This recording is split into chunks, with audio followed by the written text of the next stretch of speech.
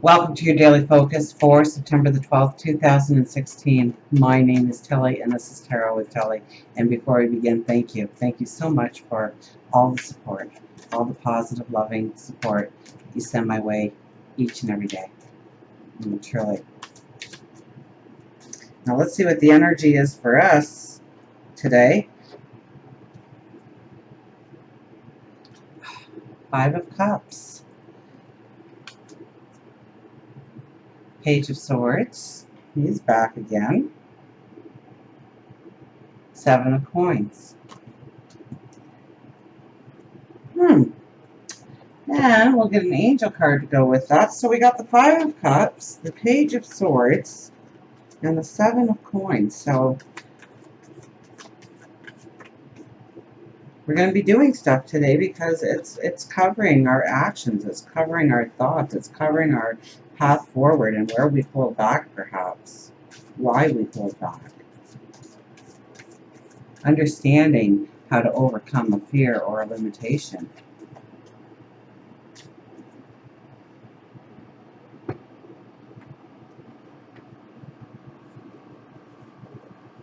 And our angel, 57, upheaval. It's not going away, is it? Well, we're right in between the eclipses, aren't we not? And we have the lunar eclipse coming up. We've had the solar eclipse already. So planting the seeds, the new moon. And now we are moving towards completions, aren't we? So whenever we're completing stuff, we are also, we take it off the plate. We close the door. We move past something in order to walk into new. And September being a 9 and 2016 being a 9 vibration, both of them. And we've had several. The new moon was a 9 vibration. Jupiter going into Libra was a 9 vibration. So we have all these 9s talking about completions. And yes, 9s bring in completions, the end, final chapters. But it also sets us up for brand new energy, brand new paths, new adventures. So we're really getting rid of the details in our life, the details that are superficial or don't matter, or something that we've always leaned on that has given us the perception of how we can go forward, who we are as a person.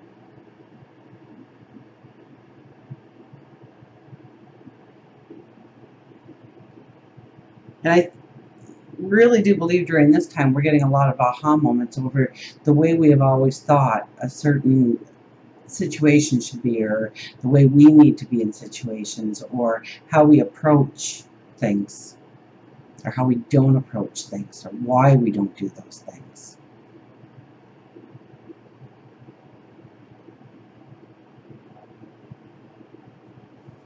It brings up the worry, it brings up the concerns, it brings up the fears. And we see where we have limited ourselves in some way. Now, with the Five of Cups energy, we could very well pull into a depression, a feeling like we can't go forward. To feel like you are stopped dead in your tracks, no matter how much you want to put the energy in a certain area of your life, it just doesn't seem to manifest. But we got the Page of Swords here, and the Page of Swords kind of, what I got when I thought of this, it was like, two people arguing, and it's going back and forth and back and forth. And so he's bringing out the swords. He's saying, let's put an end to this. We need to move past it. So we are kind of being almost called, in a sense, to challenge our fears. To look it in the eye. To think of what could possibly happen. What's the worst? And chances are it'll get nowhere near that, and you know that already. Because our Seven of Coins is all about, what are you cultivating? What are you working towards? What is your harvest going to look like? If you plant a garden and then you let the weeds overgrow and you go to harvest that garden, there isn't much to harvest. The bugs have been able to thrive in there, the moisture, so the mold, the mildew, the moss grows, or you didn't water it. And so what little fruits and vegetables you would have, you wouldn't have, because you didn't tend to it, you didn't take care of it. So how are you grooming your picture forward? Are you removing the weeds? Are you watering? Are you meditating? Are you praying? Are you taking time out for yourself to envision that dream forward? And then to do one small thing towards that dream? However little and insignificant it may feel like, you've done one thing at least to move yourself forward today in some small way, so that the harvest is bountiful, that it's plenty. And you could be looking at a love relationship and needing to work the soil there a little bit more. Or you could be looking at your career path and how to lay down that path of gold forward. 57, upheaval. So 7 plus 5 is 12, which is a 3. And I think September the 12th, 2016 is a 3 energy. It's a 30 and then a 3. And the 30 kind of leans more towards completion, hard work, tasks at hand. And the 3 is magnified because of the 0, and so when we boil it down to the single digit of 3, it's about our creativity. It's about getting ready to make fresh starts, new starts, tapping into our imagination, our creativity in order to go forward. And so there's this upheaval today, but I think it's a good upheaval from what I've seen, because it takes us out of this state if we so desire. Our worry that we can't go forward because something bad is going to happen, or we're not good enough, or we're not smart enough, or we don't have enough time or money or energy or resources. We could use any excuse we want in the book. They're all valid to some point if you make them valid. So don't allow yourself to use an excuse. Say, I will. Not I'll try, I wish, I will. Let's see what our wise animals have to say today.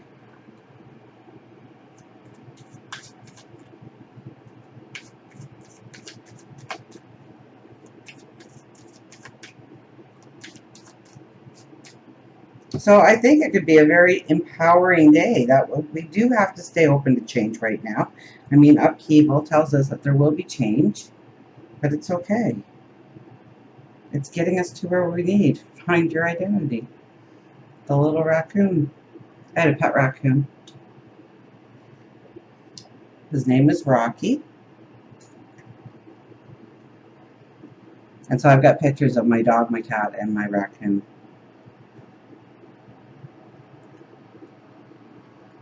So where I was working when I was like, oh, I don't know, 16, 17, 18, right around there, they were doing construction. And all these people kept showing up throughout the day saying, oh, I almost had a raccoon, I almost had a raccoon. So at the end of my shift for the day, I decided to walk down to see why this raccoon wasn't going away from the road, if it was hurt. And I found this little baby who must have gotten separated from its mother. So I tucked him underneath my hair so he felt secure, and raised him. Primarily, he was a great pet. He used to crawl up my leg and whatnot and sit on my shoulder, and we'd go for bike rides. But you know, he eventually went back to the wild, because he was a wild creature. He belongs in the wild. He didn't belong as my pet, but he became my friend for a couple of years, actually. So anyways, what does raccoon tell you?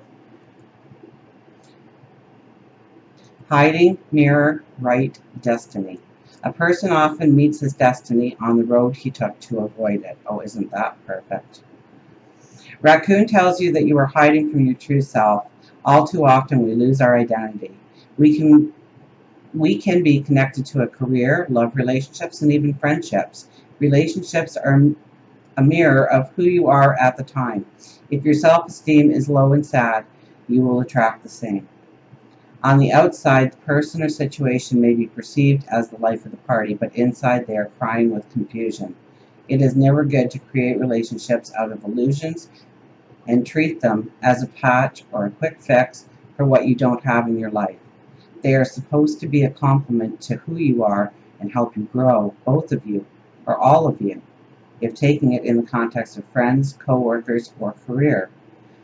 Now that doesn't mean hermit yourself away until you figure it all out. It means that you need to work to heal yourself and become the person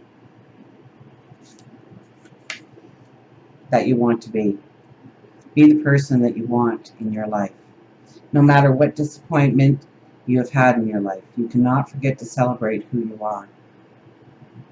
When that job promotion doesn't come through, or the person you had hoped was in love with you just leaves, it is easy to get caught up in the negativity of despair, but it means that you aren't in the right spot in your life to attract what you want, so take the time to change that. Well, I really can't say it much better than that. Now, it does give a list of things to do, I guess, so let's read them out. Maybe one of these will help us move forward. Write down 10 qualities that you love about yourself. They don't have to be physical, but they can be. So they don't have to be physical qualities, because that's the first place we pick on ourselves each and every time. And then we go deeper, right? So write down 10 qualities that you love about yourself. Write down 10 qualities that you would like to work on. And then truly look at those qualities to see if they are fixable or things that you are creating because you are sad. Eat right. Go to the grocery store and supply your cupboards with good, colorful foods. Put the black colored clothes in the back of your closet and force yourself to wear a colorful shirt or scarf. That's a hard one for many, isn't it? Use positive, and that goes for you guys too. I mean, the black and white t-shirts, no, let's get some color going. Let's see. Get daring. Get a tie-dye out. Use positive affirmations and put them all over your apartment and house. You can use art, index cards, or whatever, but surround yourself with positive. Put on fun music and dance. When you are sad, take some action instead of focusing on the mourning. Mourning as in sadness. Cry. Don't feel bad about crying. Seek professional help if you feel suicidal or having dark thoughts. And I kind of got that at the very beginning, didn't I? That this could really take us to a depression, beating ourselves up. And it doesn't need to be that way. Because you're beautiful, and you're meant for a beautiful, unique path. So step into it. Understand how deserving you are, please. You know that it takes time to heal. Don't patch your heart with another toxic relationship. Now find the beauty of who you are inside, and then everything in this world just complements you going forward.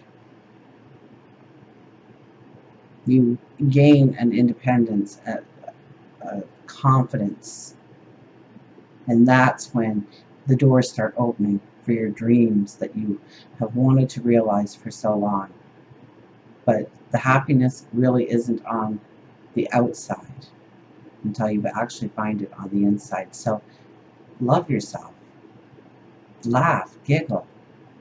Find out why you have been holding yourself back. What fear, what illusion, what spell you were under. And come out and celebrate the path forward.